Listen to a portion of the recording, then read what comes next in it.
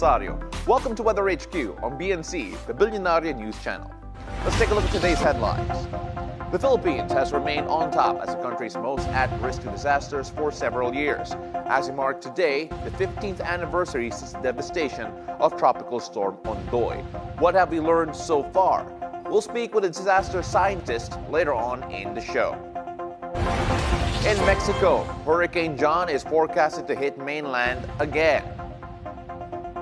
And in the final part of my interview with wildlife photojournalist Aaron Gekoski, he tells us how teaching kids about nature can make a difference for our planet.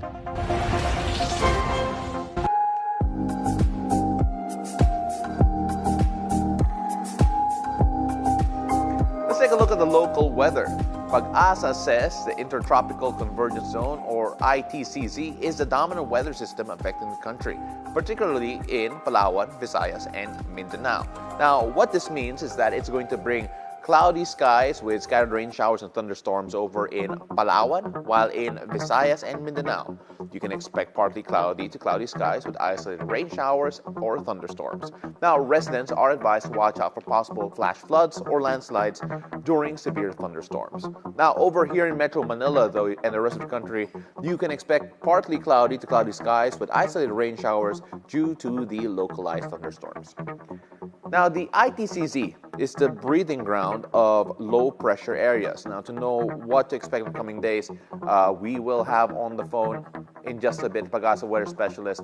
But let's take a look at the weather today. At the meantime, as you can see here, I believe we'll turn it over now to Pag-asa weather specialist Ana Clauren Jorda. Maraming salamat. Thank you very much for joining us here on the show. Yes, good morning po. Hi, Ana. Kanina, may monitor kami kanina may weather disturbance apart from the ITCZ. Is there a low-pressure area developing dito sa PAR natin? Yes po, no. Currently, we are monitoring. One po is LPA, outside area of responsibility, nasa eastern section of Visayas. And then the other one naman po is a cloud cluster po forming over the northern Luzon area. So, mataas ho ang tsansa na maging LPA po ito in the coming days, and we're not ruling out the possibility na maging tropical depression o maging bagyo po ito sa mga susunod na araw or over the weekend po sa ating forecast po sa ngayong araw. If it does become an LPA and of course a tropical cyclone, does that mean we could expect the southwest monsoon to again affect the Philippines? Yes po. So sa ngayon po, no, sa ating analysis is wala or mahina lang po yung possible na enhancement po nito sa habagat. At direct effect nakikita po natin posible sa may Batanes, Babuyan Islands, and worst case scenario po umabot po ito dyan sa may Cagayan area. Nakalimang tropical cyclones po tayo. Of course, it could become 6 if the LPA na minomonitor ninyo becomes a tropical cyclone. Now, normal ba ito or affect ba nito ng La Nina?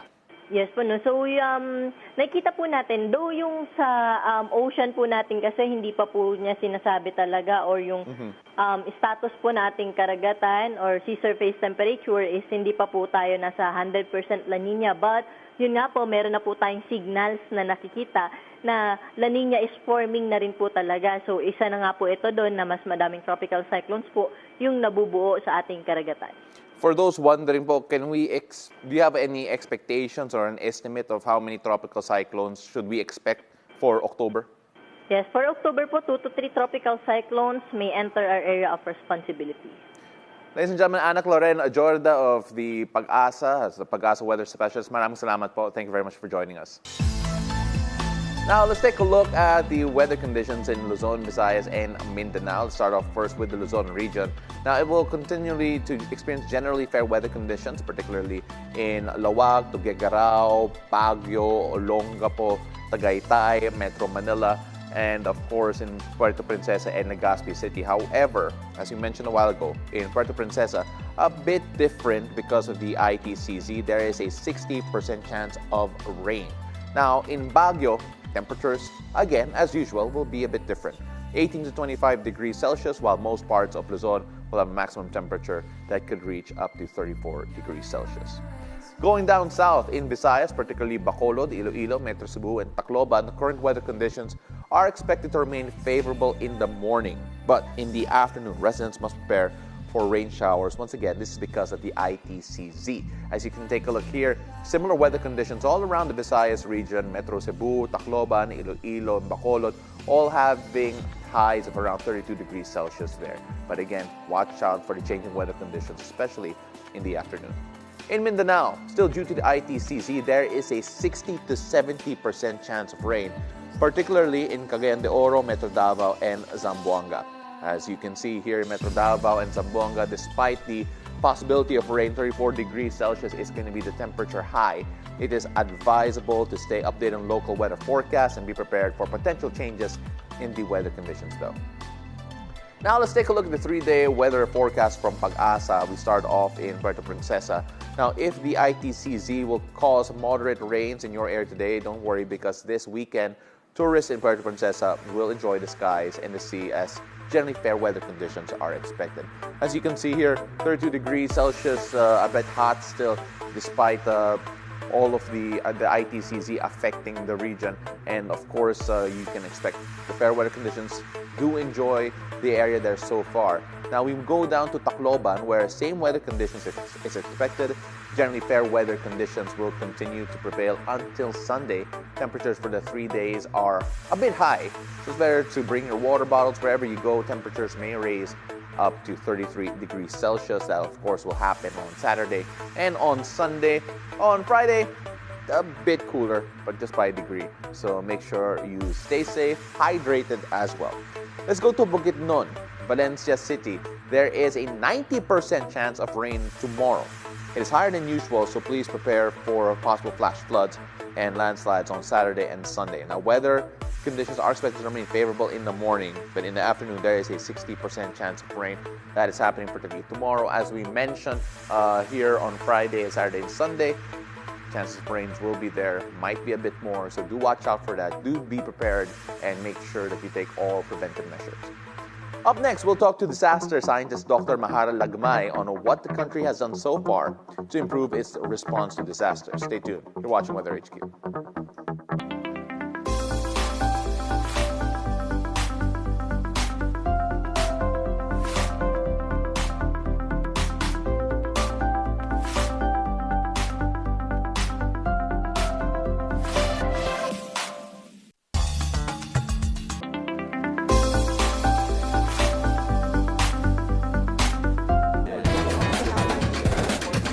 No authorization. We hope and pray that it will not rise. Thanks for having me here. Our frustrated By myself, basically. We always say that.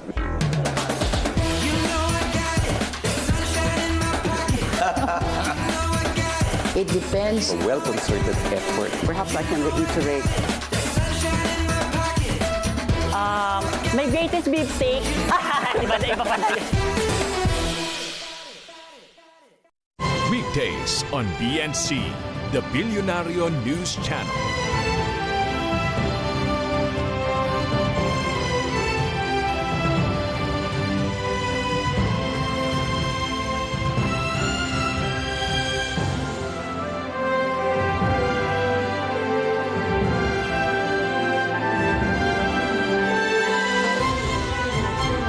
BNC, the Bilyonaryo News Channel, always on top.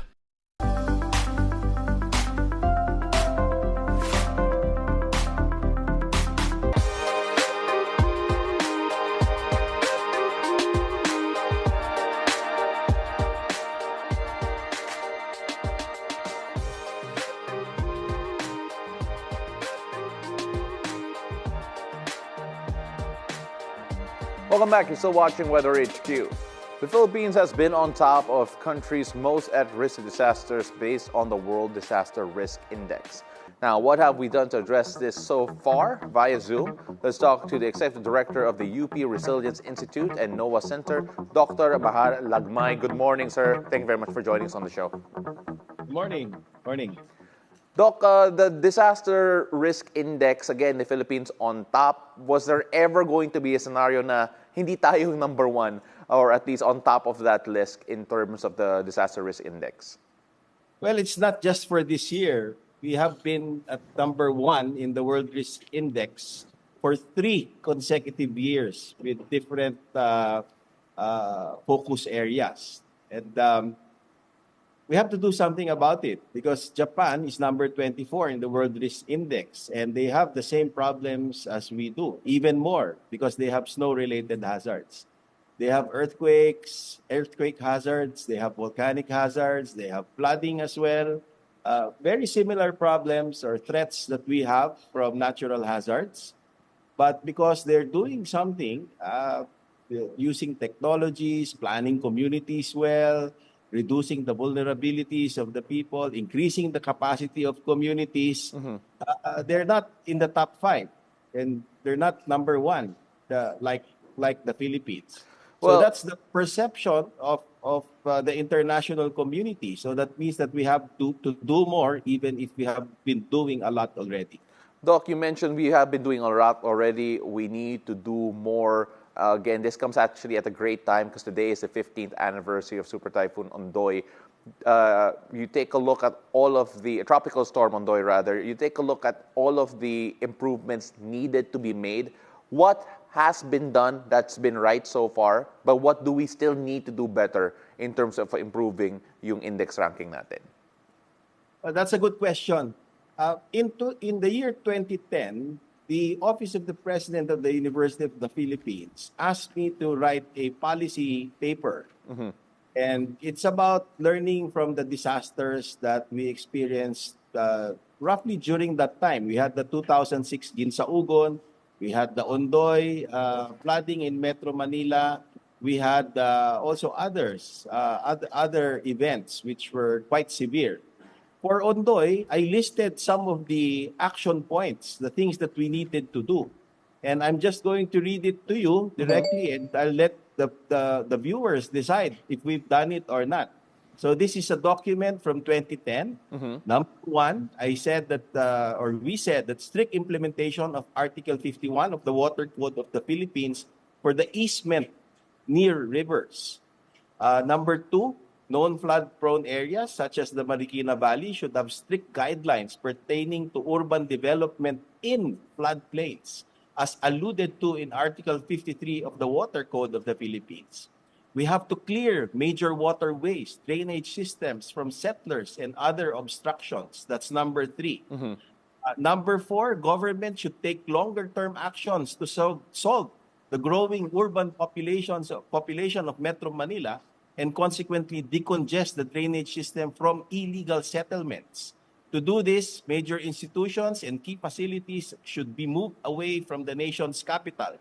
Number 5, set up of maybe mini hydro dams, the mini hydro dams instead of one single large dam that is not favored by many in the population, many in the community. Number 6, we have to improve weather forecasting of typhoon tracks and the ability to predict the rainfall volume and intensity. Number 7, install automated rainfall and river gauges distributed over the watersheds of Metro Manila and river systems all over the Philippines.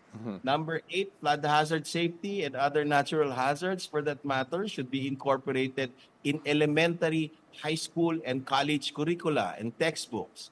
Number 9, make all-weather data and flood forecasts accessible through the internet. Number 10, use high-resolution flood hazard maps that depicts inundation through computer simulations. We have done that.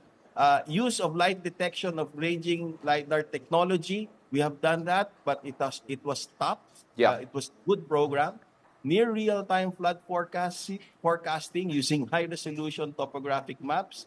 I have 3 more, if you will allow me. Construction of a community-based flood hazard map-based disaster plan that identifies road closures, emergency access routes, hospitals, and search and rescue facilities.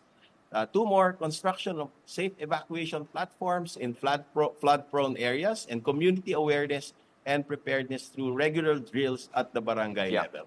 Doc, you've listed down a lot of the ways that we could address it. And obviously, this was a paper, as you mentioned, done almost a decade ago. You take a look at the updates necessary. Do you still feel that this list needs to be updated with regards to the changing climate and, of course, the increased amounts of really adverse weather effects the country has been experiencing as of late? Well, I think there's really a lot to be done. The international community ranks us as number one. There's definitely a lot that we should do. Even if the international community does not look at us that way, even if we feel that we are doing a lot, there's always something more that we can do. Because learning and trying to avoid mistakes from disasters that have been happening can be avoided if we don't repeat them. So we need to use the available technologies, the latest ones, the frontier science, Yes. the best ones, because that is what we need. Dr. Mahar Lagmay of the UP Resilience Institute and NOAA Center, thank you very much for joining us and giving us all of those insights. Of course, hopefully we can see more research and, of course, more numbers with regards to every single point that you've made here today. Maraming salamat po. Thank you. Maraming salamat din po. Thank you. Today, we continue our conversation with Aaron Gekoski, known for his impactful wildlife photography in Part 3. We'll explore the importance of including wildlife conservation in school curriculums. And watch this. You talked about human and nature conflicts.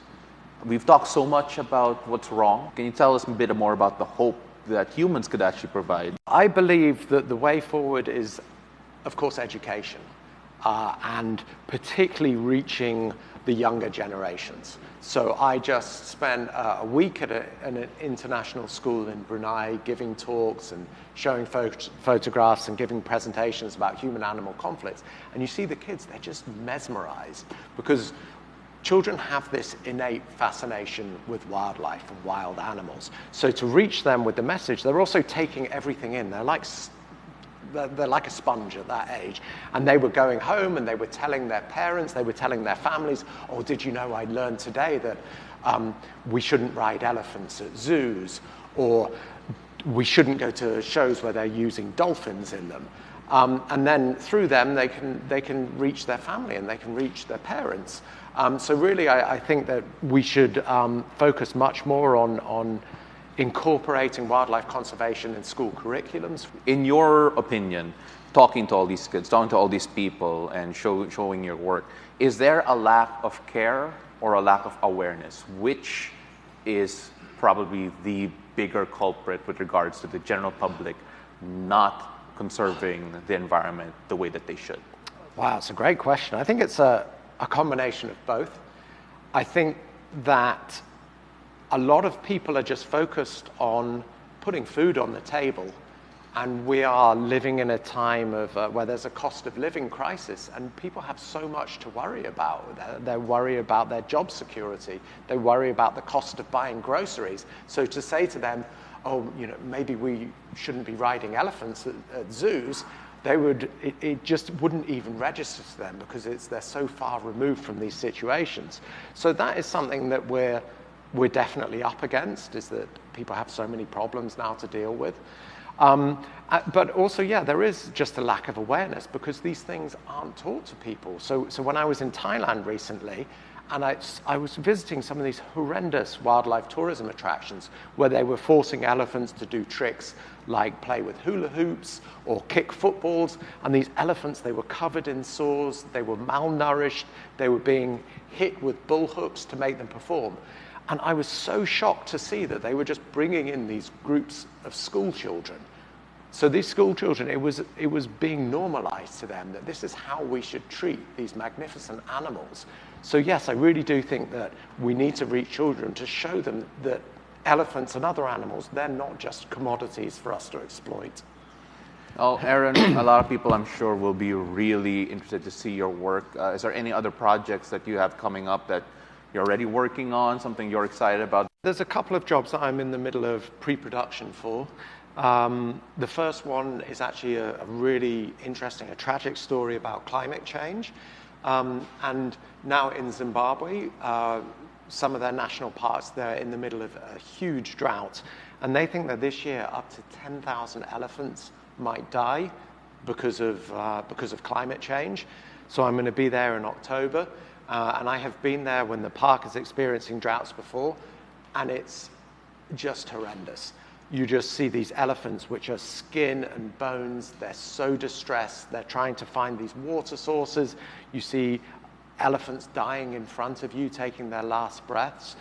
And that was in years where it's not as catastrophic as it's going to be this year. So I'm bracing myself for that one, but hoping that through our work there that we're going to be able to do a big fundraiser, which will mean that we can pump more water holes throughout the park to help mitigate this crisis. And another job that I am doing is about, it's the largest animal sacrifice on the planet. And every 5 years in Nepal, they have a festival called Gadimai. And about 500,000 animals are killed in sacrifices, from cattle to goats to chickens. And it's just these huge fields of death where people are decapitating animals. So, I mean, I spoke about some of the mental challenges of doing this work, and these are going to be two of the hardest jobs that I've ever done.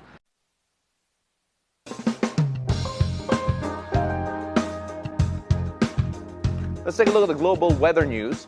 After battering Mexico's southern coast, the U.S. National Hurricane Center says Tropical Storm John has moved back into the Pacific Ocean, but it is forecast to slam again and hit its northern coastline. As you can see here, it was exiting, but then Tropical Storm John has now tracked going back to the landmass and is expected to hit landfall once again.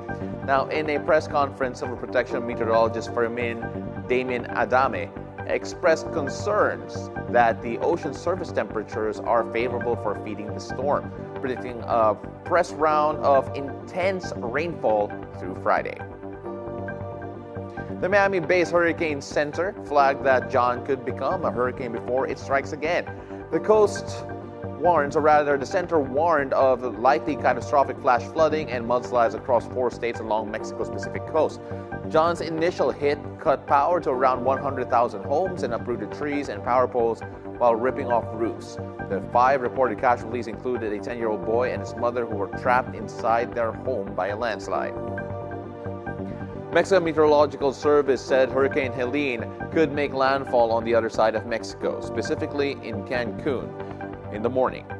It is forecasted to have winds of 110 kilometers per hour, gusts of 140 kph, and torrential rains of between 150 to 250 millimeters. Although Helene is not expected to make landfall in Cuba, it will remain under a hurricane alert. Residents will continue to experience strong winds and rains and must prepare for possible floods throughout the day. The hurricane is estimated to become a Category 3 storm as it travels over the warm Gulf waters with winds of at least 111 miles or 178 kilometers per hour before it makes landfall in Florida. A hurricane that is under Category 3 is capable of causing devastating or even catastrophic damage. According to the National Hurricane Center, it is expected to produce a life-threatening 15-foot storm surge.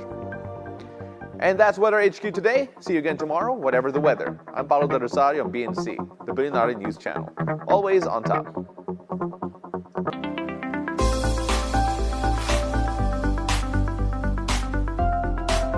Simulan na natin ang agenda. Gumulong na ang plenary debate sa national budget para sa 2025. Mas malamig na aircon at mas malakas na Wi-Fi. Mga pangako ng SMC-led consortium sa operasyon at maintenance ng NAIA. Maghapon pa rin bang malakas ang ulan dyan sa Dagupan? Bandang alas 2 ng hapon, bumuhos na nga ang malakas na ulan. Ito ay nagdulot ng pagbaha. Sa bawat issue may anggulo at ang balita may agenda.